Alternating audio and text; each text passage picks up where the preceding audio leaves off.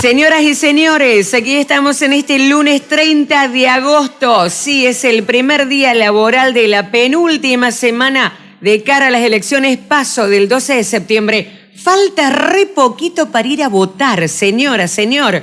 Aquí, el 12 de septiembre, antesala a las legislativas del 14 de noviembre. Usted tiene todo agendado, ¿sí? Todo agendadísimo, no dan más las ganas de ir a votar, ¿sí o no? No dan más de las ganas de ir a votar. Dice, ¿cuándo es? ¿Cuándo es 12? ¿Está en la cuenta regresiva? No, pone cara de que, ¿qué voy a poner cuenta regresiva? ¿Qué cuenta regresiva? Está ahí con un mal humor, una bronca que ni les cuento. Pero recordamos, y hemos grabado también unas prensitas donde recordamos que este año en las legislativas se renuevan 127 de 257 diputados nacionales y 24 de 72 senadores nacionales. ¿En dónde?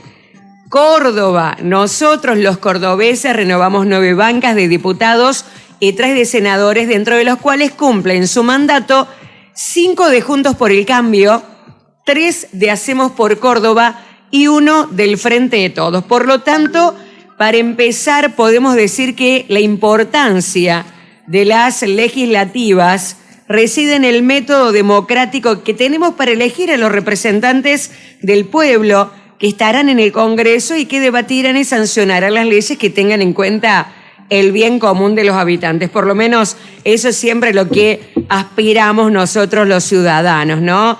Que debatan, que sancionen las leyes que tengan en cuenta el bien común de todos nosotros los habitantes. Si bien no tienen la relevancia de aquella donde se eligen las figuras del Poder Ejecutivo, yo digo siempre que son un espejo de las ideas de las fuerzas políticas a las que representan, ¿sí? Por ahí uno dice, cuando escuchás a los candidatos hablar, a los precandidatos a diputados, a los precandidatos a senadores, algunos de ellos, 3, tienen internas dentro de sus partidos. Es decir, bueno, reflejan la idea de los partidos o bien deben reflejar las ideas de las coaliciones a las cuales representan, porque hoy en día es más difícil hablar de partidos, porque son distintos partidos unidos y que forman coaliciones para poder después llegar al poder. En este caso estamos hablando de elecciones legislativas, lo venimos repitiendo, lo venimos diciendo de forma constante. Claramente no tienen la relevancia de las elecciones ejecutivas donde elegimos presidente, gobernadores, intendentes, pero sí a mí me parece que es importante que tengamos ese tiempito de poder escuchar a las figuras que se presentan, porque de alguna manera son un espejo de las ideas de las fuerzas políticas a las que representan, de las coaliciones a las que representan. Y yo digo, acá tenemos un problema que está por encima del resto de todos los problemas que tenemos, y es que nosotros los argentinos de alguna forma estamos siempre esperando una solución mágica, ¿no? La solución mágica para resolver los problemas de Argentina, que claramente no existe y que en este contexto electoral, como en otros precedentes, observamos que el problema por sobre los problemas de nuestro país reside, me parece a mí, en que los discursos de los políticos ya son una suerte de cuento mágico. Yo creo que eso es uno de los aspectos que enojan a los ciudadanos argentinos, que enojan a la gente, porque se escuchan palabras seductoras, palabras impactantes, y con estas palabras seductoras o impactantes, pareciera que se creen que van a transformar las cosas, vamos a dejar de tener una realidad para tener otra totalmente distinta, o que va a suceder lo imposible. Y yo, en estos días, con eso de que se vienen las elecciones, se avecina el 12 de septiembre, que es el día en el cual tenemos que votar, vengo siguiendo muy atentamente qué es lo que dicen los distintos precandidatos, tanto sea a senadores como a diputados nacionales, y de alguna forma yo les debo confesar que no me voy a sorprender por las formas de comunicar, porque me he formado en ciencias de la comunicación, he estudiado comunicación política, sobre las formas de comunicar del hombre político, pero también, a pesar de todo, hay algo que me choca en mi interior cuando veo algunos spots, algunas formas de comunicarse con el ciudadano. Pienso que algo tiene que estar pasándonos cuando vemos que en medio de una sociedad que se encuentra hundida en la pobreza, con la falta de trabajo, con una clase media que está luchando por no extinguirse, una inflación que no se detiene, que usted se asusta cada vez que tiene que ir a comprar algo. Es decir, el poder adquisitivo de la gente se va diluyendo y una devaluación constante, entre tantos otros temas de preocupación y que le generan un fuerte dolor de cabeza a los ciudadanos, y entras a las redes sociales y te encontrás con nuestros políticos que están gesticulando, que están haciendo caras de asombro, de indignación en TikTok, es decir, que están actuando, dramatizando. No sabes si se preparan para una elección o se preparan para subirse, para ponerse las plumas e irse a Carlos Paz o a Mar del Plata. Entonces te da un poco de bronca, ¿no? Y obviamente que uno entiende que están buscando captar la atención de los jóvenes, pero además yo creo que otra de las cosas que también enojan a los ciudadanos es que cuando ya se ponen a hablar, lo único que hacen es sacarse, como decía la abuela, los trapitos al sol, los unos a los otros. Es decir, que nos encontramos en un panorama, en un escenario de propuesta cero. Es ese para mí el problema que está por encima de todos los problemas. Está bien, lo dijimos en esta introducción, son elecciones legislativas, no tienen la relevancia de las elecciones ejecutivas, no van a ser gobierno, pero van a estar dentro de las cámaras y representan estas figuras políticas después la forma de pensar, la idiosincrasia, la filosofía de las fuerzas políticas a las que representan, ¿sí? Entonces, que no haya propuesta de ningún tipo es un problema que está por encima de todos los problemas, porque estamos frente a solamente diagnóstico. Ese es el tema. Ese es el tema. El tema que usted ya sabe lo que está pasando.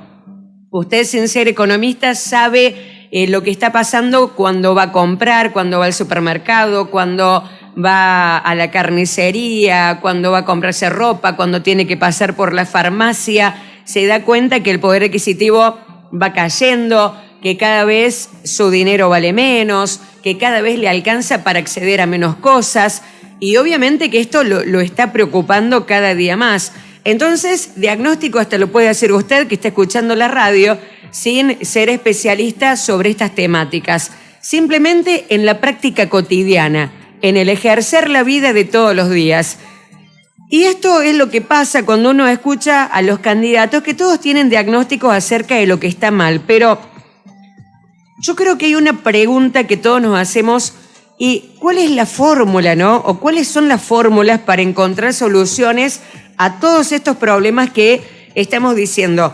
O de repente, también el otro tema es que las fórmulas que se aplican son siempre las mismas. Por eso es muy común que los economistas grafiquen este tema diciendo que, yo lo he escuchado también a Gustavo aquí en su programa a su manera, y he escuchado un montón de economistas también cuando hacen los análisis, Juan Carlos de Pablo, Kachanowski, etcétera, etcétera, que siempre dicen que si una persona va al médico, a esta persona se le diagnostica una enfermedad, pero no se le instruye en un tratamiento a seguir, su situación no va a cambiar en lo más mínimo.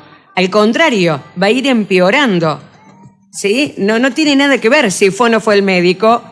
Si fue al médico, necesita, frente a un diagnóstico, empezar un tratamiento.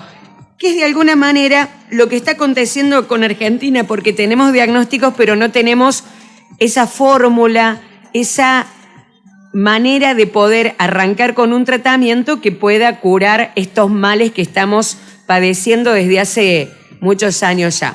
Y en esa línea, yo traigo aquí una frase que uno la conoce, es muy común verla hasta en el Facebook, en cualquier lado está escrita esta frase muy común y popular que se le atribuye a Albert Einstein, que dice: si buscas resultados distintos, no hagas siempre lo mismo, ¿sí? si buscas resultados distintos, no hagas siempre lo mismo. Entonces, por un lado, hay una parte donde no hay fórmulas. Y por otro lado, las fórmulas que se aplican son siempre las mismas y aunque vamos empeorando, seguimos dando siempre vuelta sobre lo mismo. Y eso es lo que también debemos aprovechar para preguntar, para exigir, para que nos cuenten, para que nos digan nuestros candidatos, los políticos que van a representarnos, ¿cuál es la manera de resolver los problemas que tenemos aquí en nuestro país? Es una pregunta muy fácil, pero es muy difícil de responder. Y a veces decimos, bueno, ¿se sabe lo que se tiene que hacer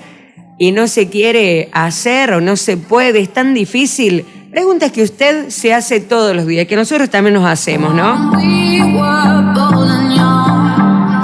Vieron que todos los días pasamos el tema de los auténticos decadentes, el dinero no es todo, pero cómo ayuda cuando les paso la cotización del dólar. Y siempre les digo yo que coincido en todo. El dinero no es todo, pero cómo ayuda, dicen los auténticos decadentes.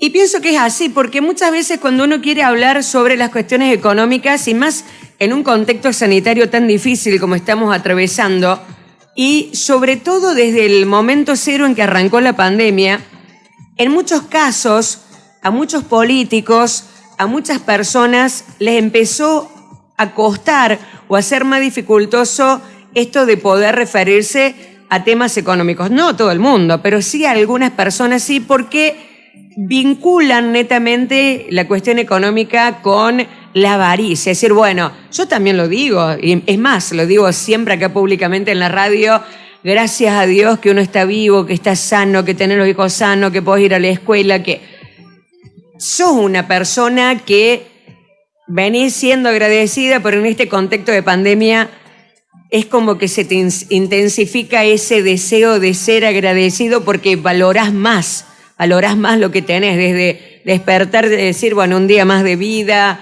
tengo mis hijos sanos, y ves otras realidades totalmente opuestas, decís, mira todo lo que está pasando, soy un agradecido.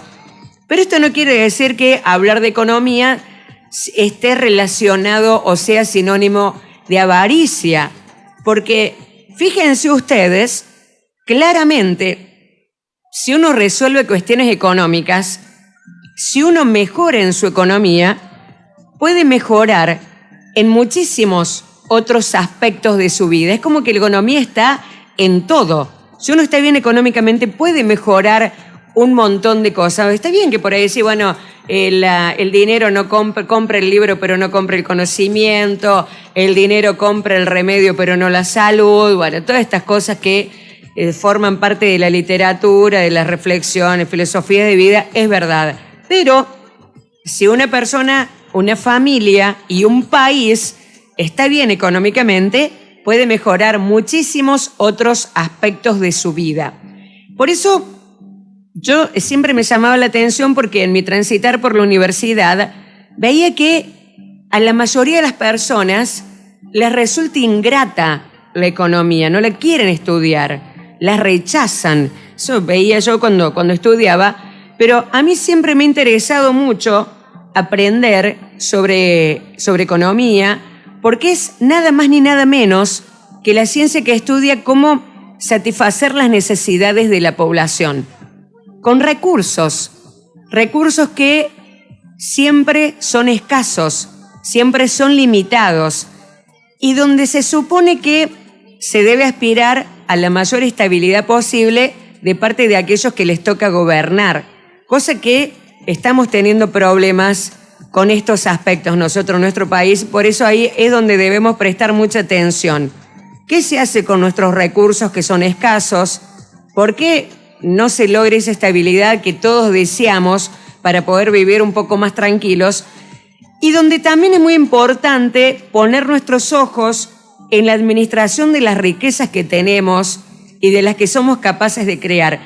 Yo decía recién, y me parece importante hacer esta diferenciación, porque ¿cuántas veces relacionamos que cuando se quiere hablar de economía pareciera que está relacionado con gente que es avaro, ¿sí? Digamos, economía, avaricia, cosa que me parece que no es tal. Y después también tenemos otra confusión en cuanto a conceptos de cuando hablamos de riquezas, ¿sí? Por eso yo digo, es muy importante la administración de las riquezas que tenemos y de las que somos capaces de crear, siendo la riqueza no una abundancia de bienes que identificamos con los ricos. Que por ahí uno dice la riqueza y lo primero que piensa, los ricos, la gente que les sobra de todo. O la pobreza, la escasez de todos los bienes, ¿sí? Los pobres. Sino la riqueza entendida como todo aquello que es capaz de generar nueva riqueza. Por ejemplo, la tierra, por ejemplo, las industrias, por ejemplo, el comercio, etc. Y donde el recurso humano es clave, gente. El recurso humano es clave, no solamente, primero es importante los recursos que uno tiene, tierra, industria, comercio, otras cosas que ustedes, ¿qué otras cosas más quieren agregar? ¿Qué otras riquezas tenemos en nuestro país? ¿Cuáles agregan? ¿Cuáles agregan ustedes? Los invito a que me escriban al WhatsApp 353-471-583. Yo digo, riqueza, todo aquello capaz de generar nueva riqueza. La tierra, las industrias, el comercio. ¿Cuál agrega usted? El recurso humano, que es clave, totalmente clave nosotros, las personas, intangible, como yo siempre les digo. Con lo cual, esto que estoy hablando es para poder decirles que me parece muy importante, sumamente importante, que la clase política nos diga no solamente lo que está mal, porque como le decía recién, señora, señor, usted ya sabe lo que está mal, sino que lo que nosotros pretendemos de ellos es que nos cuenten de qué manera se resuelve. Es decir, que presenten un plan concreto, más allá de las ideologías y cuestiones filosóficas, ¿sí? Está bien, volviendo al principio, que estas no son elecciones ejecutivas, pero es importante ir construyendo ideas cuyo horizonte sea dar soluciones a la gente, a todos nosotros, a los ciudadanos, a los trabajadores, a los asalariados, a los pequeños y medianos empresarios que ya venían desanimados. Es verdad, antes de la pandemia ya venían desanimados, desalentados por la realidad. Y el impacto de las medidas impuestas por los gobiernos para manejar la pandemia les generaron para colmo más problemas que los que tenían antes, dando como resultado un indisimulable mal humor hacia la clase política y que esto después se va evidenciando en ese desinterés para ir a votar, gente. Ahí está, es indisimulable, no se puede disimular el mal humor que hay. A mí me pareció muy valioso el otro día cuando yo les hacía la pregunta a través de las redes sociales. Aquí en Hernando la gente por ahí no se anima mucho a expresar públicamente porque tiene miedo al qué dirán o el otro que lo va a insultar o qué le pueden llegar a decir, pero sí es un disparador de ideas, de pensamientos y de expresiones que se circunscriben en el ámbito privado y que para mí es muy importante que ustedes me las cuenten. A veces me dicen, sí, te cuento esto, podés publicar mi pensamiento, pero sin decir que soy yo, totalmente aceptable porque lo que me interesa es escucharlos y vale la sensación más allá de quién lo dice, es decir, como un ciudadano más. Si quiere decir quién es, vale más todavía. Pero bueno, si no, lo importante es qué es lo que está pensando usted. Si tiene ganas de ir a votar, si no tiene ganas de ir a votar. Yo les vengo diciendo, para mí, yo el otro día firmaba, pero ahora digo, para mí, debería ser un acto de fe el ir a votar. ¿Por qué? Porque ahí, en ese acto, en ese ejercicio del sufragio, ¿qué estamos haciendo? Le estamos confiando a alguien nuestra esperanza, nuestra expectativa de que van a hacer algo por nosotros, porque son nuestros representantes, sea una figura política, sea un partido político, sea una coalición política. Estamos confiando en algo, o por lo menos así debería ser. También les decía, es verdad que el voto se utiliza como una herramienta para castigar, Es decir, que es una forma de expresarse. El voto en blanco también. En estas elecciones uno se pregunta qué tanto protagonismo va a tener el voto en blanco en estas PASO, como para dejar ahí sentado algún repudio, alguna indignación, quizás en las PASO, y no así en las elecciones generales que se van a desarrollar en el mes de noviembre. Es decir, que la gente está analizando todavía. Hay muchas personas que no tienen bien en claro no solamente a quién quieren votar, sino qué es lo que quieren expresar a través de ese voto. Por lo tanto, acá los invitamos a seguir pensando, a seguir reflexionando, porque ya hoy, lunes 30 de agosto, estamos en el primer día de la penúltima semana de cara a las elecciones PASO, y el próximo 12 de septiembre, antesala a las legislativas del 14 de noviembre, tenemos que ir a votar. En las elecciones legislativas se renuevan 127 de 257 diputados y 24 de 72 senadores. Córdoba renueva 9 bancas de diputados y 3 de senadores. Las bancas que cumplen su mandato son 5 de Juntos por el Cambio, 3 de Hacemos por Córdoba y 1 del Frente de Todos. Para estas elecciones se presentan 12 propuestas. Hacemos por Córdoba, Frente de Todos, Juntos por el Cambio, Encuentro Vecinal Córdoba, Partido Demócrata, Frente de Izquierda, Nuevo Más, Unión Popular Federal, La Libertad Avanza, Espacio de Acción Colectiva, Forjando Córdoba, Partido Humanista. Definen sus candidatos en las PASO Juntos por el Cambio, que presenta 4 listas. FIT, Frente de Izquierda de los Trabajadores, que presenta 3 listas. Unión Popular Federal, que presenta 5 listas. Para estas elecciones del 12 de septiembre se inscribieron 21 listas.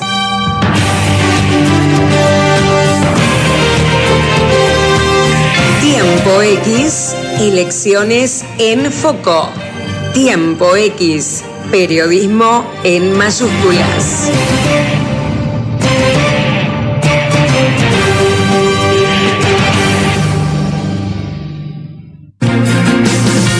Informate en tiempoxdesilvina.com.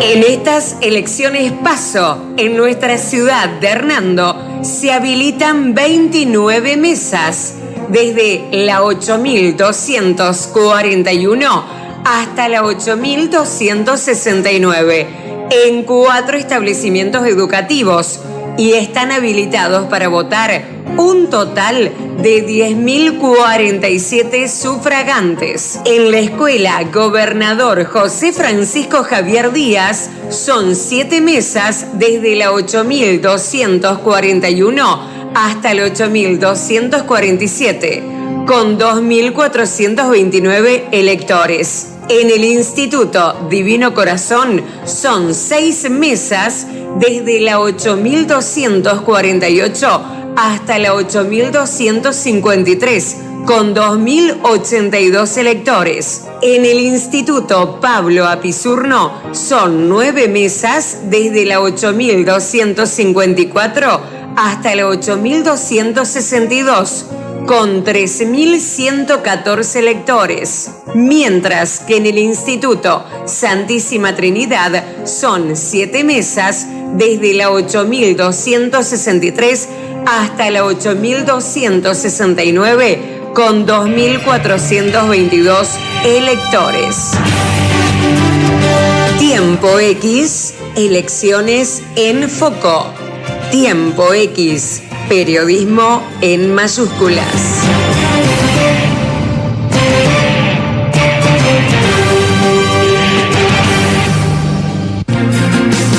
Tiempo X, periodismo en mayúsculas, con la licenciada Silvina Tisera, comunicadora social, periodista.